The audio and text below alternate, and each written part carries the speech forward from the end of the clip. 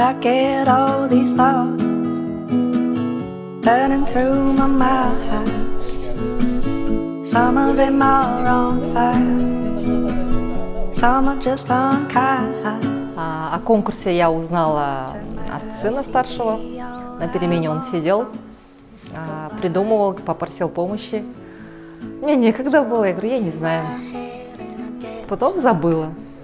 Во время обеда сидели, и вдруг в голову стукнуло. И попросила мужа. Я говорю, ты же, говорю, выпускник КТЛ. А ну-ка придумай слоган к своей школе.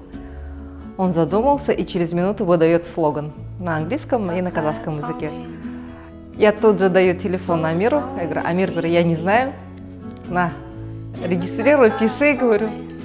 И вот так посмеялись, забыли. И вот на днях узнала, что я выиграла. Енді муж же сам учился в КТЛ, он знает про возможности, знания, которые дает эта школа. И, наверное, опираясь на все это, наверное, и у него родился этот слоган. Yeah, take me home. I don't want